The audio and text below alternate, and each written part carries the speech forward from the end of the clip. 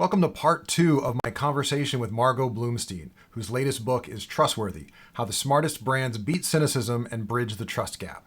If you missed part 1, you can probably find it on whatever platform you're using to listen to this. Okay, without further delay, here is part 2 of Saving UX with Margot Bloomstein. Because I want to ask you about some concepts in the book that might relate to this concept around UX. And you'd even hinted in the earlier part of the conversation, you mentioned like the Twitter wars and people going back and forth on what things mean and what we call ourselves and all that.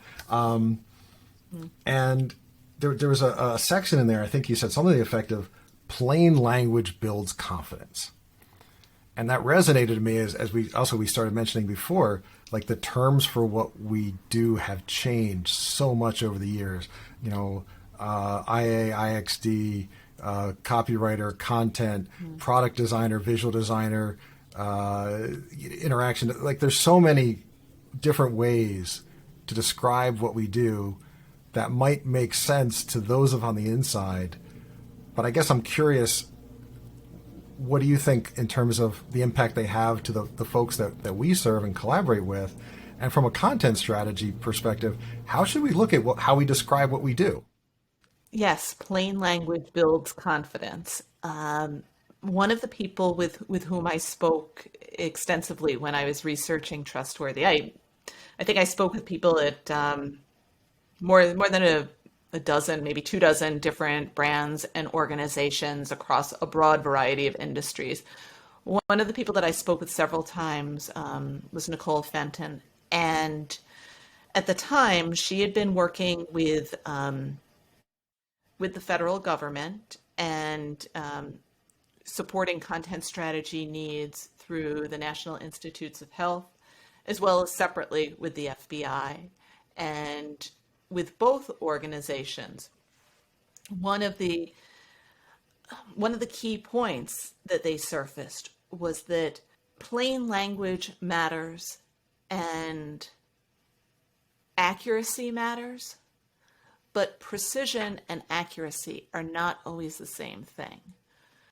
It's good to be specific. It's good to use the words that can accurately convey meaning.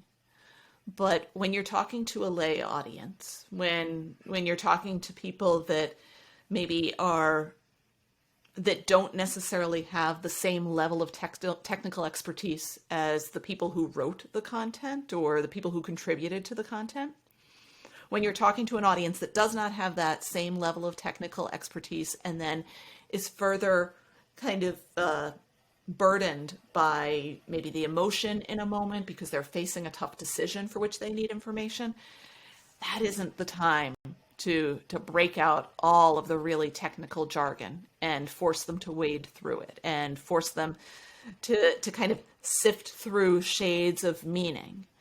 I think we can choose language that helps clarify information, that gives people enough specific details so that they can both make good choices as well as feel good about the choices that they're making without burdening them with further having to learn and self-educate and navigate our language. I do think that there's a time and place for that, though. I think there's an opportunity to further empower people by letting them kind of dig into jargon when they're ready.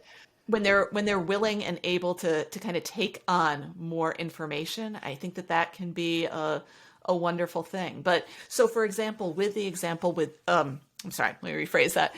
With the example from National Institutes of Health, there Nicole had been specifically focusing on clinicaltrials.gov. And clinicaltrials.gov is the website that people might go to when they're in dire straits. Maybe they've exhausted all other avenues for treating a complex disease or a complex medical situation. They've exhausted all of the conventional routes for treating it. And now their doctor's saying, I don't have anything else. But, there's this trial going on. Or maybe they come to the site themselves and they say, I don't know what else to do for maybe me or for my loved one. I don't know what other paths I can take. So what is kind of the nascent science coming down the road? Do you have any other options for me?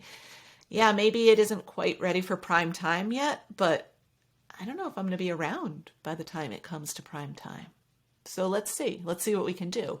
And when people are in that kind of heightened emotional state, they're under the stress of having to make complex medical decisions for themselves or for a loved one.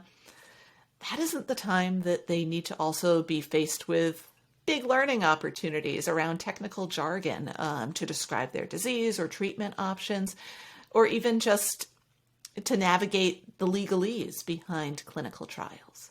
The problem, though, that site faced is that sometimes people were signing up for clinical trials without fully understanding that not everything on there had been vetted. Just because it was listed on a government website didn't mean it was necessarily endorsed by the government or endorsed and supported by the FDA. In fact, it meant that it hadn't been yet.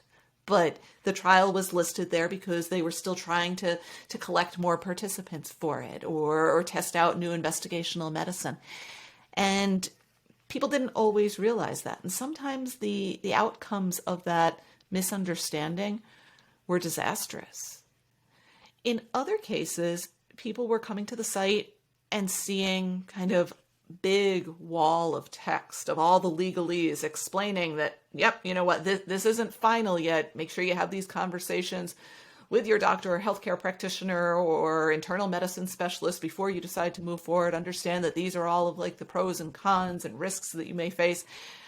And they just saw that in paragraph after paragraph. And you know what it's like to see that kind of wall of text where you're like, I can't today. I'm beyond it. This is not the right time for me. And as a result, they were kind of recusing themselves from those opportunities. Maybe deciding this isn't going to be a path that I can go down right now. I cannot give it my all, and it is demanding my all. So in those types of cases, those clinical trials were missing out on people. And in the other cases, sometimes people were missing out on some of the constraints and concerns that they needed to really address before they moved forward. In both cases, though, it wasn't really supporting the advancement of medicine or treatment for those people that maybe needed it the most. So what Nicole did in their research in looking at kind of the needs of medical practitioners and labs that were using the site, as well as prospective patients and their families, was to navigate around, well, what is the right language? What is the right content strategy? What are the right content types, the right sort of user experience to present this information, to invite people into the experience, but not in a way that dumbed things down, not in a way that overpromised or underprepared them for what they needed to know and the decisions they needed to make. So the work that they focused on was, how do we limit the number of decisions that people really have to make? How do we use language that, as I said, is specific and accurate, but not overly precise? One of the topics that came up when we spoke is around the issue of even something as simple as saying, talk to your doctor about this before you move on. Well, not everybody has a doctor. Sometimes they see a nurse practitioner. Sometimes it's their healthcare practitioner. Sometimes they've only ever really seen someone at a clinic that they don't consider their doctor, just the doctor that happened to be in that day. So the clinicaltrials.gov had to navigate what is language that is big enough, encompassing enough to meet the needs of most people without dumbing it down. I write in the book how there are other opportunities, other points where we do need to introduce jargon. Jargon isn't necessarily a bad thing, especially when we can use it to help people gain more confidence, to help them self-educate so that they can ask the right questions at the right level of detail from whether it's a customer service associate or from their own doctor, so that they can get the information that they need to continue to make good decisions and feel good about the decisions they make. In some of the later chapters, we talk about that in the context of navigating cancer diagnosis and care, and how in so many cases there, it's not a case where physicians should be dumbing down the information, because people do need to wrangle with a level of complexity to be able to make good decisions on behalf of themselves and their loved ones. And sometimes when we oversimplify things, whether you are managing the user experience in a hospital, for a hospital website, or for financial services, maybe educating people about how to manage their 401k, or make the tough decision of taking money out of a 401k early, those are not times to dumb down information. Those are times to focus more on how we can educate and help our audiences self-educate so that they can get up to speed in the jargon, so that we can offer them a ladder, sort of a bridge from where they are now to where we need them to be. And that can all be in the context of plain language, of using language that is appropriate to meet them where they are and help them get to where we need them to go. But I think in order to do that well, we need to think hard about, well, how far do we need them to go? How far do they think they need to go in terms of their level of education and level of discourse, their level of diction, to be able to operate with a level of confidence, not bewilderment, as well as not condescension either. Yeah. Now, putting this in the healthcare space, and you're talking life or death for some of these topics, cancer care, and it's really easy to see how critical this is to not only our survival, our finances, our well-being, et cetera. I'm curious, knowing how this works in those domains. I imagine you have similar experiences as you work with clients or potential clients, with people who have different degrees of knowledge around content strategy and the work and the value that what you do. How does understanding different levels of content and your audience's different levels of understanding and their different states of being, how does that change how you interact with them, how you communicate what you do, what you want to do, and get buy-in for that using some of these strategies? Ultimately, so much of what I do, whether it is in pre-sales or the proposal process, developing a statement of work, and then actually doing the work, looking to help my client kind of become the hero in their organization, help other people rally around them. So much of that is around building trust and educating. And I think, as we've discussed before, there's no end to the education, it seems like, in our industries. And maybe that's the case in most industries, most consulting type industries, where we're trying to help people help themselves, when we're trying to help clients engage us in a better way to ultimately help their end users. It seems like the education is never ending, but I'm always looking at, well, how can I first start by teaching them about content strategy? Maybe that's where we have to begin. Maybe I need to give them the words so that they can more appropriately advocate for it within their organization. Or when someone in HR asks, what's this new project about? Or someone in finance is saying, why are we funding this? What's going on? I want them to be able to talk about, this isn't just so that we can write in a more consistent way, or spec out content and scripts for our customer service team that, sounds more in line with our voice and style and tone. I want them to be able to talk about, these are the financial benefits. These will be the benefits to recruitment and retention. And ultimately, this is why we're going to do this, to empower our target audience, because maybe it's also part of our civic responsibility right now as a company operating in a politically fraught climate. I want them to be able to do that. So a lot goes into talking about, what are the terms they should be using? What are the terms that resonate there? And what should we stay away from? Because I'm learning as much from them as they are from me, hopefully, ideally. I'm learning from them, what are the sort of third rails within their organizational culture? So we kind of go back and forth in that way to figure out, what are the tools they need? What is the kind of scripted guidance that they need from me to be able to best advocate for this work?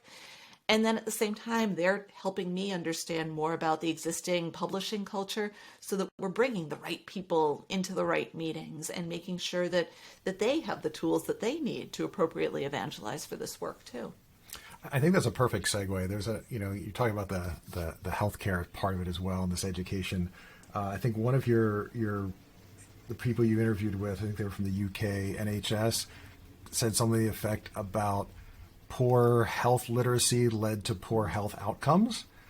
And it made me wonder, is the same true of UX and content strategy? Does poor design literacy lead to poor design and leading people through that journey of high level content to detailed content? You just talked through some of that. I don't know. Do you think, is that does that concept apply to us as well?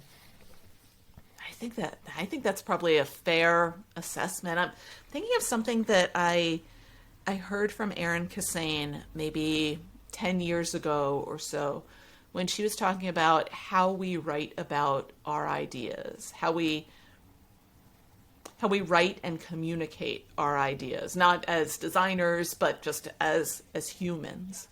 That the better or maybe the more distinctly and in greater detail that we are able to write and communicate our beliefs, our ideas, our vision for the future, the more words and the more precise vocabulary that we have in which to do that, the more distinct and detailed our ideas themselves can be.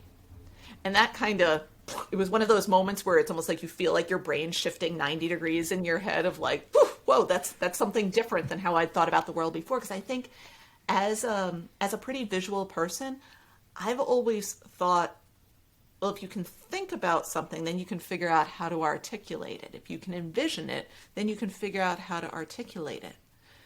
But I think there is that issue of nuance and clarity. And maybe this runs counter to what I was just saying about the value of specific and accurate terminology over precise terminology. But I think that there is a lot of value in that when you have greater design literacy, when you're able to understand references in a more detailed way, and kind of pull on more points of comparison, it allows you to then think in a more broad way, think maybe in a more precise way, and communicate your ideas in a more precise way as well. If only because you can say better, less like this, more like that, and push back on ideas and points of comparison. And I think so much of what we do with our clients is around that. I know a lot of the work that Dan Mall at Happy Cog promotes is the idea of getting things out there for reaction. That when you engage with an organization, it isn't always necessary to come to the table first with your best idea or what you think is the ultimate idea, but rather to give them something to which they can react so that they can say, oh, I like this about it. Wait, this isn't quite it. Or more like that, less like that, so that you're gradually reaching this point of consensus on what you both mean, because you may not necessarily share a common language. We shouldn't always expect our clients to have the same level of literacy within the discipline that we do, and why would they want to? They're hiring us to be who they are not. So I think that's probably a fair comparison, that level of literacy helps us communicate in a more appropriate way. It also sounds like, if I'm interpreting correctly, if we understand where our partners are in their literacy, we can adjust our messaging to fit. If they're less literate, we might use more general, less specific terms, and then gradually bring them along that journey to more specific, more accurate. But I think, as you said, to start out with too much detail and early on might just be off-putting and confusing. Yeah, I think so, because when you come right out of the gate with everything that you know, does that turn off the other person? Does that impress the other person? You don't know until the other person has had a chance to react. This kind of goes back to what we were saying about the early days of the web and so much brochureware. We didn't always allow those opportunities for reaction. It was a lot of throwing it against the wall and seeing what would stick. And I think being able to see what resonates, to see what sticks, that's how we don't just design at our audiences. That's how we design for and with our audiences. And that's really kind of the nature of so much conversation. We don't have monologues. We have dialogue. We seek to have dialogue. I think that's the nature of the best kind of human interaction. I think that's where a lot of people have felt that it has fallen apart over the past year when we're talking at cameras, just over Zoom with little human interaction and response. All right. This has been great. I know we're getting close to time. We're running up on an hour here, and I want to be respectful of that. If there's one thing you would leave people with, or one thing you'd like to see more of, or see people doing more often, or one point from this conversation that you just like to emphasize, what would that be? Look to empower your users through the choices that you make as a designer, or as a developer, or as a writer. Figure out how you can help your user gain confidence, gain education, feel smarter about what they're doing at the end of the day, because that's how we gain their trust that's how we build their trust in themselves. That's how we gain their trust in our brands and the organizations we serve. And ultimately, that's how we rebuild their trust in our society. And I think that is ultimately the best kind of work, the highest impact work you can do regardless of your industry. And I think that is ultimately the work that we all need to be doing as designers today. Fantastic. Margot, thank you so much. Folks, you can find the show notes for this show at the website, sux.live. That's SUX for Saving UX. You can get this and all other episodes on YouTube, Spotify, and probably anywhere else that you listen to podcasts. Once again, I just want to thank Margot for joining me today. As always, it was a pleasure. Really appreciate it. Thank you so much. Take care. Before you go, don't forget to check out Margot's latest book, Trustworthy, How the Smartest Brands Beat Cynicism and Bridge the Trust Gap. There are links to Amazon as well as a local bookseller in the show notes at www.sux.live. That's SUX for Saving UX. Tune in next week for my conversation with David Dylan Thomas, author of Designing for Cognitive Bias. See you then.